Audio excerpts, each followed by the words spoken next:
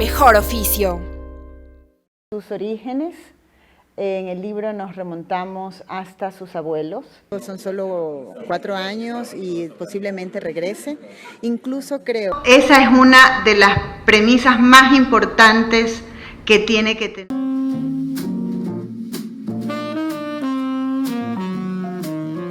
¿Qué tal, amigos? Una vez más, bienvenidos al programa del Mejor Oficio, donde siempre están acompañándonos los mejores periodistas. Y esta mañana me acompaña Mónica Almeida. Bienvenida.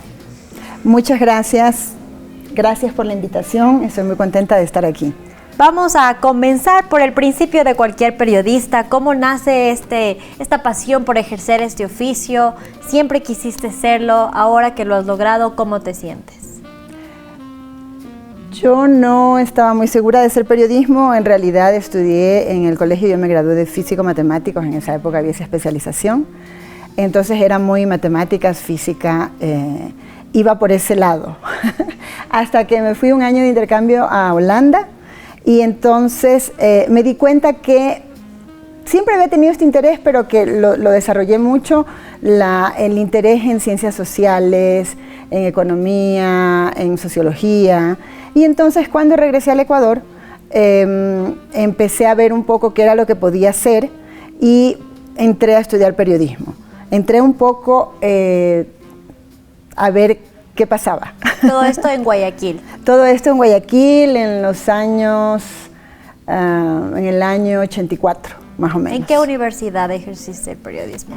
Yo estudié en la Universidad Estatal de Guayaquil, que es como la central de aquí, y que era la única que en esa época tenía equipos de radio y televisión. Estudié 4 años ahí, me gradué, es una licenciatura de Ciencias de la Comunicación Social, y en el último año entré a trabajar a Diario Hoy, que fue una experiencia maravillosa. Era ya el final de la época de Febres Cordero y como trabajaba en una regional me tocaba hacer un poco de todo, me tocaba hacer política, economía, sucesos, todo. Y porque éramos apenas 3 periodistas en ese entonces. Y de ahí me fui a un programa con una beca a Holanda por unos 6 meses. Regresé y me fui a trabajar al Diario Hoy, me vine a trabajar al Diario Hoy aquí en Quito. Y me tocó cubrir presidencia, o sea que, una época lindísima, donde hice muchos amigos. El Diario Hoy también siempre se caracterizaba por ser muy pequeño, y fue una linda experiencia. Esos fueron los primeros pasos como periodista que marcaron este camino.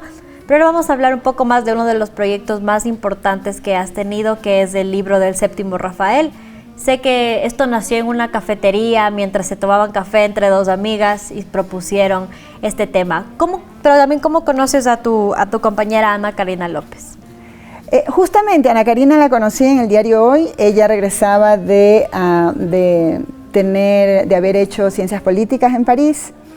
Y había hecho también periodismo, había sido pasante en el Diario Hoy, entonces vino y trabajamos juntas una época, casi unos 2 años. Después yo me fui justamente a París un año a un programa de periodismo europeo. Y siempre esa amistad que se forjó en esos años de hacer los turnos juntas, de trabajar juntas, la hemos mantenido hasta ahora. Y las dos con mucho interés en el periodismo político. Y entonces siempre habíamos tenido ganas como de hacer algo juntas. Desde esa reflexión de que los periodistas ecuatorianos le debemos muchos libros al país. Yo creo que cuando uno ve los periódicos y hay como una gran profesionalización en los años 80, 90, 2000, pero no hay libros. O sea, no somos un país como Argentina o Colombia donde hay muchos libros de periodistas. Exactamente, pero ¿cómo luchar como periodista con esta cultura de leer? Porque no mucha gente lee un libro. Sabes que no sé, yo a veces creo que es así como nos han convencido de eso, ¿no?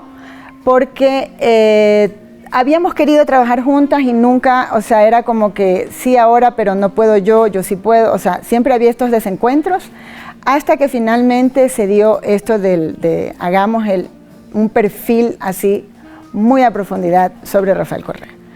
Y así fue como nació el proyecto, pero después de todas las vicisitudes que no lo querían publicar, que tuvimos nosotros mismos que hacer todo, el momento de decidir, por ejemplo, cuánto se tenía que publicar, que imprimir, porque además era con nuestro dinero que estábamos haciendo eso. Entonces yo decía, hagamos 5.000, que sí se va a vender, o sea, yo tenía así como esa confianza. La gente me decía, no, 500, con 500 y después tú vas viendo.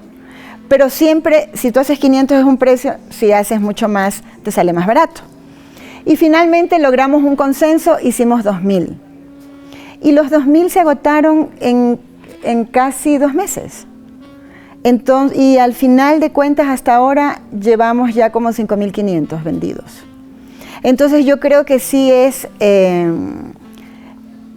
como esta incógnita de que si la gente no lee, sí, pero si no lees porque tampoco le has dado un buen producto. Exacto. Vamos a hablar un poco más acerca de este libro de Séptimo Rafael después de esta pausa.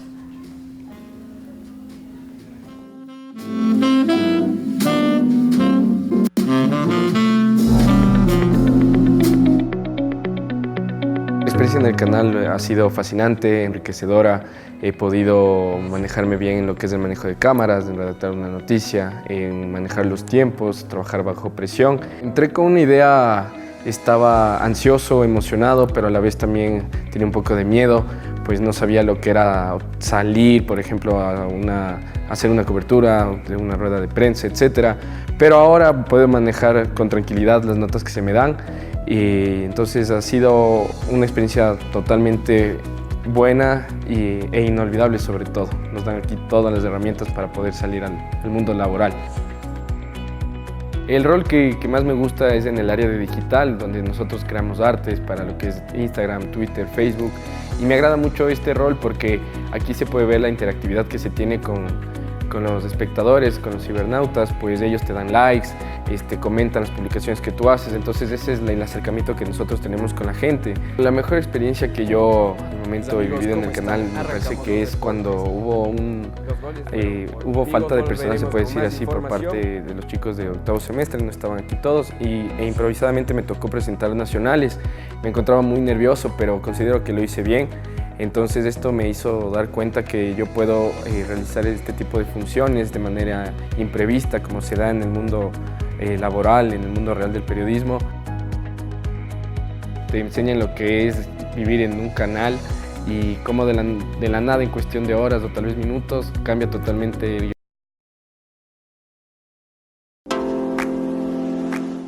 La carrera de periodismo de la UDLA te invita a vivir una experiencia única en el Bootcamp CNN 2019 en Atlanta. ¿Quieres ser parte de esta aventura? Ten en cuenta los siguientes pasos.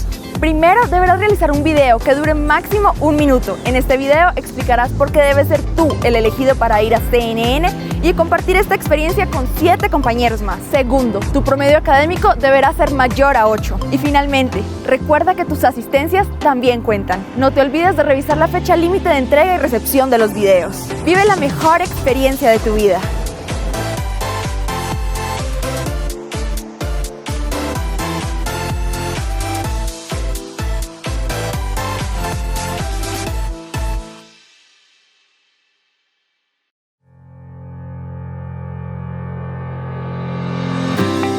Creo que ha sido una experiencia súper completa en UDLA Channel, más que nada porque tenemos distintos roles. Entonces, por ejemplo, antes de que nazca esto del canal, digamos, yo tenía clases y todo, pero no era como una experiencia real de trabajar en un canal de televisión, porque acá se edita reportajes para que salgan esa misma tarde, aprendo también a manejar todas las redes digitales, salimos a reportear, salimos a todo lado, puede ser que un día salimos a la presidencia, otro día a preguntar a la gente de las cosas en las calles.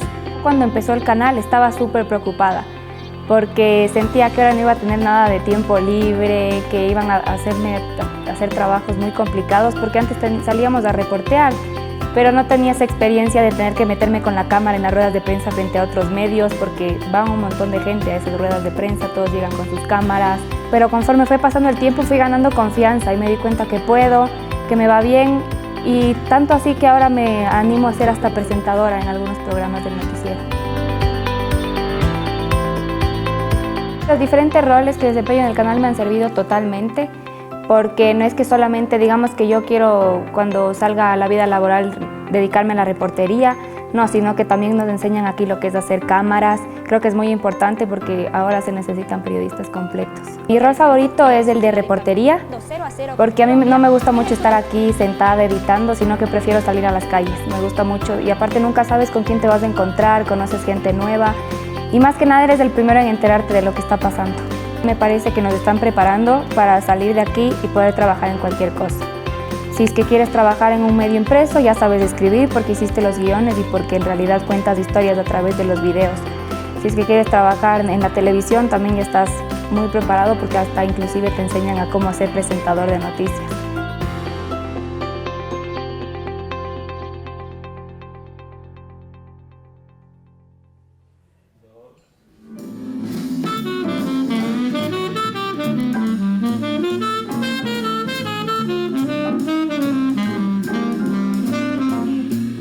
Amigos, continuamos con nuestro programa recordándoles que estamos con la periodista Mónica Almeida y estamos hablando sobre su gran proyecto, el libro del Séptimo Rafael. Vamos a comenzar un poco hablando de este tema tan complejo de ser periodista y de tratar un libro sin tener la entrevista del personaje principal. Más de 120 entrevistas, pero nunca se logró entrevistar al verdadero Rafael Correa. Sí, fue una lástima y una sorpresa para nosotros porque la verdad mandamos la carta y nos llamaron de una subsecretaría, que era creo que la subsecretaría de entrevistas con el presidente, algo así se llamaba esa subsecretaría. Y querían así como datos muy precisos, querían el título del libro, querían el número de páginas, querían el nombre de la imprenta, el nombre de la editorial, cuántos ejemplares íbamos a imprimir, y eran cosas que nosotros ni siquiera sabíamos todavía porque estábamos en el proceso de hacer el libro, pero ya llegamos a un momento en que dijimos ya, ahora sí estamos preparadas para la entrevista. Y al final nunca nos respondieron, o sea, tenían nuestros teléfonos porque nos llamaron para que les volvamos a dar datos más específicos y todo, y al final ya nunca nos contactaron, ya quizás él estaba también muy ocupado. Y lo que sí hicimos fue ver todas las entrevistas que él dio y en las que de cierta manera hablaba de su vida personal, ¿no? De lo que le gustaba, no le gustaba, de su juventud, y vimos también todas las entrevistas que habían dado los familiares más cercanos sobre él. Entonces esto nos permitió además contrastar muchas de las cosas que teníamos, que habíamos hablado con personas, anécdotas, situaciones en las que la gente había estado ahí, pero que teníamos solo un testimonio y que necesitábamos más testimonios para contrastar. Entonces fue así un barrido que hicimos en revistas, en canales y en el internet para poder tener esto. Sí fue una pena, nos hubiera gustado sentarnos con él y claro, nosotros les pedimos desde el inicio que sí queríamos al menos una hora, porque era así como la entrevista. ¿Ustedes conocen o saben que Rafael sabe de la existencia del libro o si alguna vez lo ha leído? Sí. Incluso, a ver, yo creo que debemos de ser conscientes que en la época de Rafael Correa se vivía en un estado un poco policial, especialmente para ciertas personas consideradas que podrían ser de oposición o que eran de oposición.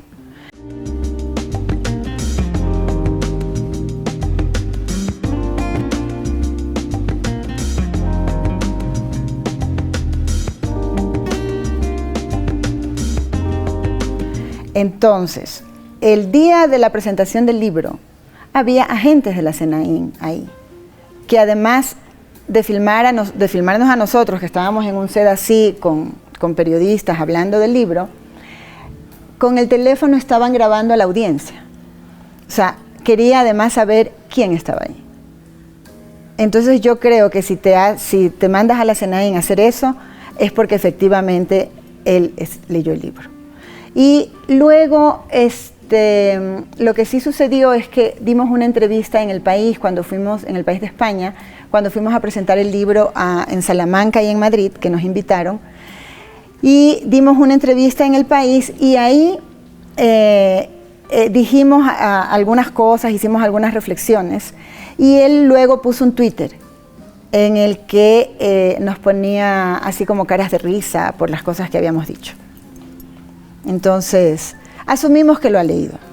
Tal vez en algún momento hubo algún momento de amenaza cuando escribían el libro.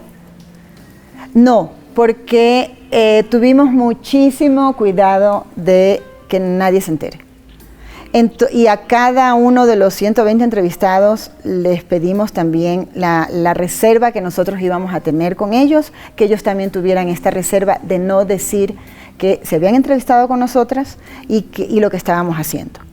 Al principio, cuando yo le dije a Ana Karina, nunca vamos a hablar por teléfono sobre esto, ni nunca nos vamos a pasar un mail sobre esto, ella me dijo, eres paranoica. Me dice, ¿por qué? Pero no, sí. Entonces le dije, no, Ana Karina, yo sé cómo funcionan. Además, yo soy jefe, en esa época era jefe de redacción de Diario El Universo. O sea, yo sí sé que estoy bajo la lupa.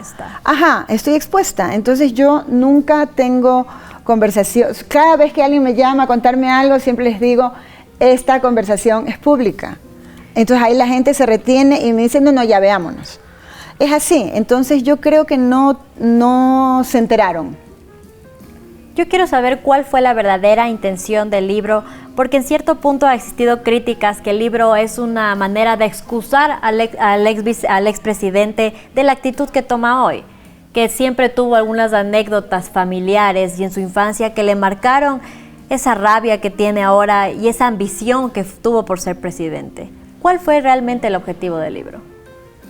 Verás, el objetivo fue hacer un retrato de Rafael Correa. Saber quién es esta persona, ponerla en su contexto y entender además el país en el que llegó a ser líder.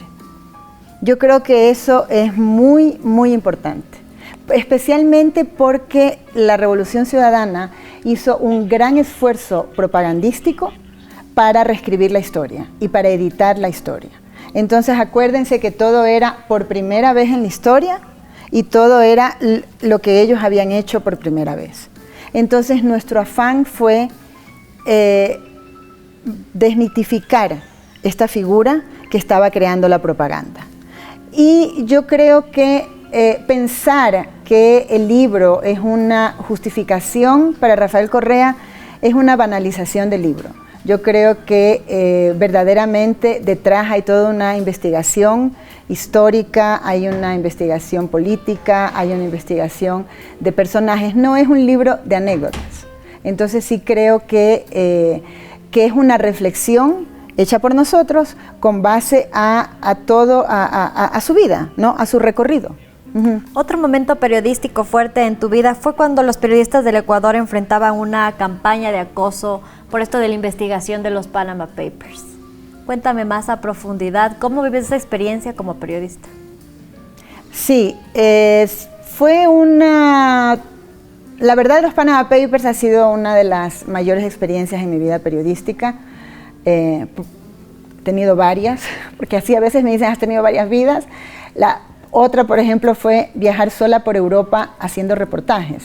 O sea, eso también es así como muy fuerte, te marca mucho. Pero en el caso de los Panama Papers, era mucho, por un lado, el secretismo con el que había que trabajar.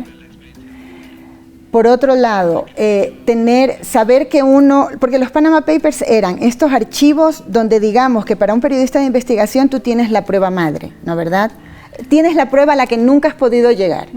¿No? Yo he hecho investigaciones sobre Telexa, sobre el caso Isaías, pero todos llegaban a Panamá y en Panamá se perdía el rastro porque no sabías quién estaba detrás. En este caso tú tenías los archivos de Panamá, del estudio Mossack Fonseca, pero tenías que ir para atrás, o sea, era todo al inverso. Tenías que ir para atrás consiguiendo todo sin decirle a nadie lo que tenías. Entonces creo que esto también fue un reto, por un lado, y luego el momento de la publicación teníamos muchísimo temor de lo que nos pudiera pasar. Y en efecto, primero hubo esta campaña bien extraña desde el Telégrafo, que quisieron como unirse, pareciendo que ellos también estaban en Panama Papers, lo cual era como, o sea, nada que ver. Y después nos citaron, el Consejo de Participación Ciudadana nos citó porque quería que les demos todos los archivos.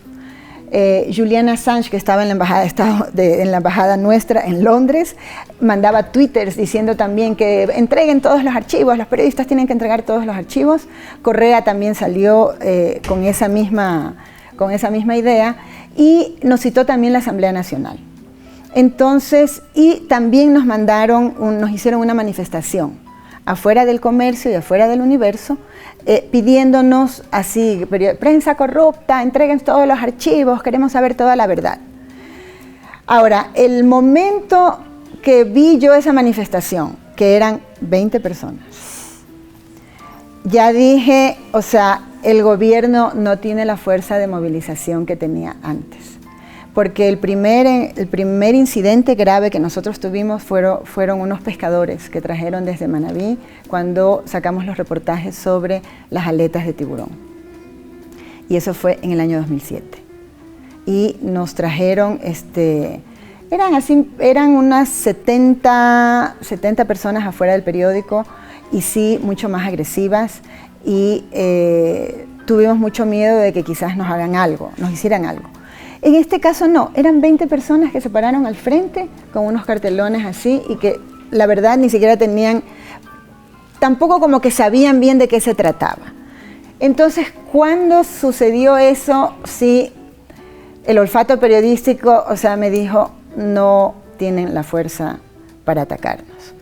Especialmente porque yo creo que una de las grandes ventajas del periodismo colaborativo es esto. O sea, cuando tú tienes 300 periodistas trabajando en 80 países, trabajando en 28 idiomas, es muy difícil que los gobiernos ataquen a estos periodistas, porque saben que es una cosa mundial. Entonces no iban a poder ni clausurarnos, ni mandarnos la ley de comunicación, ni el código penal, ni nada de esas cosas. Entonces esto fue como una protección, pero al inicio sí fue un poco vencer el miedo de qué nos va a pasar si publicamos esto. Al inicio yo pensaba que era solo un problema de la ley de comunicación, pero me consulté con 2 abogados amigos, muy así como sin ni siquiera contarles mucho, sino que mira, hay una gran filtración, etcétera. Y lo que me dijeron es, olvídate de la ley de comunicación, son 3 años de cárcel por el Código Penal. Entonces sí es una cosa que, claro, uno se queda así como hasta difícil tragar la saliva, pero ya finalmente se lo hizo y me acuerdo que fuimos por ejemplo, a entrevistar al segundo o tercer día, el fiscal Chiriboga nos dio una entrevista y fuimos con el periodista con el que trabajamos en el Universo y el fotógrafo. Y claro, un poco qué nos va a decir el fiscal, etcétera. Pero yo creo que ya a partir de eso nos dimos cuenta de que no tenían argumentos porque teníamos las pruebas. O sea, es muy difícil, cuando tú les sacas el documento, es muy difícil, es muy difícil que te lo nieguen. Y especialmente cuando son funcionarios públicos, porque el funcionario público tiene que hacer su declaración de bienes, cae en perjurio si es que no la hace correctamente. Entonces, creo que fue un gran reto, una maravillosa experiencia de la que hemos sacado muchísimas lecciones también. Como periodista, ¿cómo balancear este miedo de quiero ser periodista, quiero publicar esto, pero al día de mañana hasta me pueden mandar a matar? ¿Cómo balanceo eso de quiero ser buena periodista? Yo generalmente no pienso en eso, porque si no, uno no te mueves para ningún lado. O sea, si yo me quiero cuando tenía yo 26 años me fui de mochilera a Colombia con 2 periodistas más, nos fuimos los 3, recorrimos toda Colombia, era toda la época del cartel de Medellín, y claro, efectivamente cada vez nos paraban en los buses, cédula, esto y lo otro, pero si tú estás pensando en todos los peligros que te van a pasar si lo haces, no lo haces y te pierdes de muchas cosas. Entonces yo creo que tampoco es que digo que uno tiene que ser arrojado y lanzarse así al vacío, no, pero si uno tiene el cuidado de tener las pruebas, de saber exactamente que está citando bien a los entrevistados, no solo en periodismo de investigación, cuando uno hace simplemente un reportaje de profundidad o una entrevista, saber que estás citando correctamente al entrevistado, que estás interpretando bien cómo te lo está diciendo, los gestos corporales, si estás haciendo bien tu trabajo, si estás revisando bien las cifras, si estás citando bien las estadísticas, ¿por qué vas a tener miedo? Y una vez, yo me acuerdo, hice un reportaje sobre los seguros del casco aéreo militar, los seguros de todas las aeronaves militares, y yo estaba en el diario El Universo y yo no quería, y yo sí tenía miedo de firmar ese trabajo, porque dije, o sea, yo que no sabía nada al inicio me di cuenta que faltaba $1 millón en el año 2001. Entonces sí dije, esto va a ser fuerte. Y me acuerdo tanto que Javier Ponce trabajaba en el diario, hacía análisis semanales y todo. Y él me dijo, mira, tus fuentes, porque tú ya has hablado con las fuentes, ya has hablado con los militares, ya has hablado con esto, ya has hablado con los abogados, etc. Ellos saben que eres tú. Entonces, la mejor protección para ti es que todo el mundo sepa que eres tú. Y entonces dije, sí, ¿no? Es verdad, o sea, porque de esa manera uno lo firma su trabajo, es una manera al mismo tiempo de protección.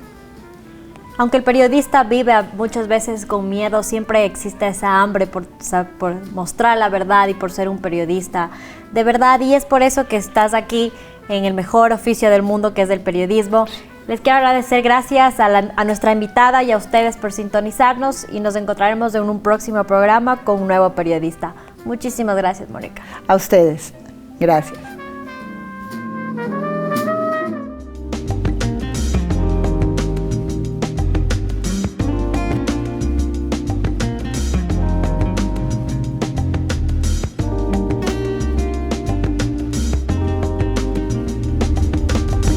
El mejor oficio.